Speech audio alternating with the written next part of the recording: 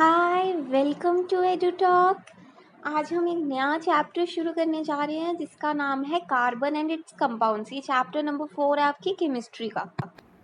तो इसमें हम सबसे पहला टॉपिक कर रहे हैं carbon always forms covalent bond. Now covalent bond का मतलब क्या होता है? कोवेलेंट बॉन्ड वो होती है जो शेयरिंग ऑफ इलेक्ट्रॉन से बनती है। ओके, शेयरिंग ऑफ इलेक्ट्रॉन से जो बॉन्ड बनती है उसको कोवेलेंट बॉन्ड कहते हैं। हमने पिछले चैप्टर में देखा था कि एक आयोनिक बॉन्ड भी होती है। तो वो क्या होती है? आयोनिक बॉन्ड वो होती है जो रिपल्सिव अट्रैक्शन से बनती है। लाइक नेगेटिव चार्ज और पॉजिटिव चार्ज जब अट्रैक्ट करते हैं एक दूसरे की तरफ, वो वाली जो उनके बीच में बॉन्ड बन जाती है उस बॉन्ड को क्या बोलते हैं? Ionic bond. तो इस चैप्टर में हमें कोवेलेंट बॉन्ड पढ़नी है ना। कोवेलेंट कार्बन फॉर्म कर सकता है ना। कोवेलेंट कौन फॉर्म कर सकते हैं? Carbon, silicon. मैम ये आपको कैसे पता? सो यस, इसके लिए आपको इलेक्ट्रॉनिक कॉन्फ़िगरेशन पता होनी चाहिए और एटॉमिक नंबर पता होना चाहिए। तो कार्बन का एटॉमिक नंबर कितना है? 6। तो उसकी इलेक्ट्रॉनिक कॉन्फ़िगरेशन क्या होगी? 2 एंड 4। मतलब उसके 2 शेल्स होते हैं। मतलब कितने सारे शेल्स हो सकते हैं? फर्स्ट शेल के शेल जिसमें 2 ही इलेक्ट्रॉन्स होंगे, फिर एल एम जिसमें 8 हो सकते हैं। तो इसके के शेल में 2 इलेक्ट्रॉन्स फुली फिल्ड होते हैं और इसके एल शेल में 4 इलेक्ट्रॉन्स होते हैं। अब ये 4 इलेक्ट्रॉन्स या तो लूज करेंगे या तो गेन करेंगे। तो ये ना तो लूज करते हैं ना तो गेन करते हैं। ये क्या करते हैं? ये शेयर करते हैं दूसरे एटम के साथ या दूसरे एलिमेंट के साथ, या फिर ये अपने सेल्फ कॉम्बिनेशन भी होता है। बहुत सारी लंबी लंबी चेन्स बना लेते हैं ये सेल्फ कॉम्बिनेशन भी करके। अब कार्बन की वैलेंसी क्या होती है? जो आउटर मोस्ट शेल में इलेक्ट्रॉन होते हैं प्रेजेंट, जैसे इसके आउटर मोस्ट शेल में 4 इलेक्ट्रॉन प्रेजेंट है तो इसकी वैलेंसी 4 होगी। इसलिए इसको टेट्रा वैलेंट कहा जाता है क्योंकि इसकी वैलेंसी कितनी है? 4। ओके, तो नेक्स्ट, अब कार्बन तो हमेशा कोवेलेंट बॉन्ड फॉर्म करता है, ये तो हमने देख लिया। ओके, सो हमारा नेक्स्ट टॉपिक है why is carbon so important. Carbon इतना इम्पॉर्टेंट क्यों है? तो इसके 4 पॉइंट्स हैं। फर्स्ट पॉइंट क्या होगा कि ये मेन एलिमेंट है जो सारे लिविंग ऑर्गेनिजम्स के अंदर होता है। हम किससे बने हैं? हम भी, हमारे अंदर भी कार्बन है ही है। ओके, या तो second point is fuel.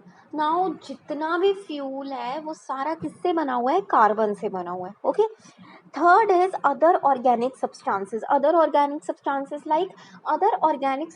like carbohydrate, proteins, fats, alcohol, glucose, vinegar, etc. इन सभी में क्या है? सभी में कार्बन है ही है, कार्बन प्रेजेंट है। ओके, अभी आने वाले वीडियोस में तो हम अल्कोहल को एज अ फंक्शनल ग्रुप भी पढ़ेंगे, तो टेंशन मतलब we will be studying all the things. Okay, now plastic. Fourth point क्या है? प्लास्टिक के अंदर भी कार्बन होता है भाई। जो हम प्लास्टिक यूज़ करते हैं डे टू डे लाइफ में उसमें भी कार्बन है। तो हमने 4 पॉइंट्स पढ़े किसके? Why is carbon so important. Carbon इतना इम्पॉर्टेंट क्यों है? क्योंकि ये मेन एलिमेंट है जो कि सारे लिविंग ऑर्गेनिजम्स में प्रेजेंट होता है। ये फ्यूल की तरह, सारे फ्यूल ऑलमोस्ट कार्बन से बने हुए हैं और ये ऑर्गेनिक सब्सटेंसेस में होता है, like glucose, alcohol, fats, vinegar, carbohydrates and proteins. And plastic में भी क्या होता है? प्लास्टिक में भी कार्बन प्रेजेंट होता है। ओके, तो अब हम देखेंगे reasons behind the uniqueness of carbon. Carbon इतना यूनिक क्यों है भाई? हर जगह इतने तो, दिस इज अ फैक्ट, इतने नॉन कार्बन कंपाउंड्स के आपस में बॉन्ड नहीं बनते हैं जितने कार्बन कंपाउंड्स के बन जाते हैं आपस में ही। ठीक है, कार्बन सभी के साथ बॉन्ड बना सकता है। ठीक है, तो इतनी यूनिकनेस, इसका रीजन क्या है?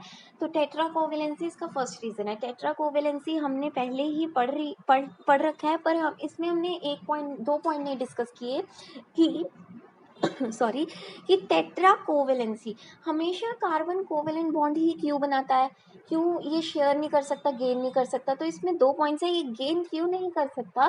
क्योंकि जब ये गेन करेगा इसको 4 इलेक्ट्रॉन गेन करने पड़ेंगे। ठीक है, गेन करने के लिए इसके न्यूक्लियस में तो 6 प्रोटॉन्स ही होंगे ना, और इसको इसके बाहर आउटर शेल में 6, बाहर पूरे इसके कवरिंग में 6 इलेक्ट्रॉन होंगे।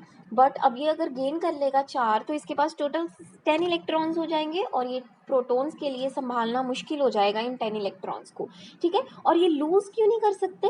लूज भी इसलिए नहीं कर सकते क्योंकि एनर्जी बहुत ज़्यादा लगती है लूज करने के लिए, और ये इतनी एनर्जी नहीं दे सकते, इसलिए ये क्या करते हैं? कोवेलेंट बॉन्ड फॉर्म करते हैं। Okay, next is catenation. Catenation सबसे पहले ये ध्यान रखना कि ये सारे कंपाउंड्स की एबिलिटी होती है। ठीक है, ability of all the compounds. इसमें क्या होता है? डायरेक्ट बॉन्डिंग होती है between atom of same element to form long chain form branches और रिंग स्ट्रक्चर। तो आप इसकी डेफिनेशन लिख सकते हो। सो डेफिनेशन है the property of direct bonding between atoms of same element to form long chain, branches और ring structure. ठीक है, तो कार्बन के पास ये प्रॉपर्टी होती है, वो अपने ही एटम के साथ स्ट्रेट चेन बना सकता है, ब्रांच चेन बना सकता है और क्लोज चेन बना सकता है। नेक्स्ट है पॉलीमराइजेशन। तो पॉलीमराइजेशन और कैटिनेशन में यही डिफरेंस है। पॉलीमराइजेशन कुछ ही कंपाउंड्स की एबिलिटी होती है, लाइक इथीन की होगी, ईस्टर की होगी, एक्सेट्रा। ठीक है, तो पॉलीमराइजेशन की डेफिनेशन क्या है? The chemical processes that combine several monomers to form a polymer और polymeric compounds. Like ethene. Ethene आप अभी IUPAC नोमेनक्लेचर में पढ़ोगे कि इथीन, व्हाट इज इथीन। तो इतना भी याद रखो कि इथीन क्या होता है। एथ means 2 and in means double bond. ठीक है, कार्बन के बीच में डबल बॉन्ड।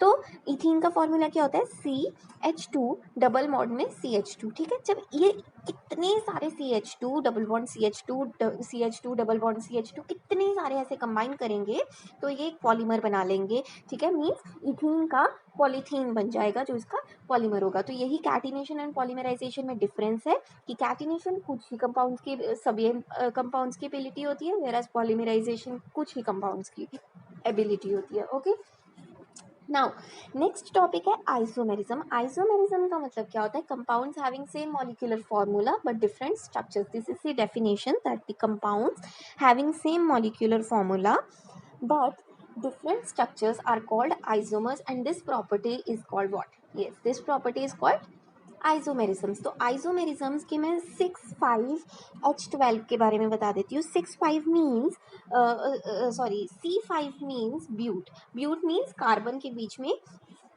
कितने, I am sorry, C5 is pent और H12 इज इन। पेंटीन है, पेंटीन के कितने मॉलिक्यूलर फॉर्मूला तो एक ही है, दैट इज C5H12, बट इसके कितने सारे स्ट्रक्चर्स हो सकते हैं that we will be discussing in our next video, that is IUPAC nomenclature we will be doing.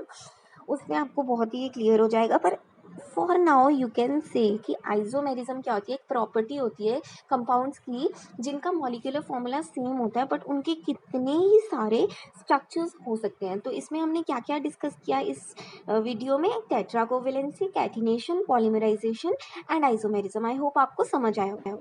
Thank you for watching this video. Do like this video and comment in the video and subscribe to the channel EduTalk. Bye.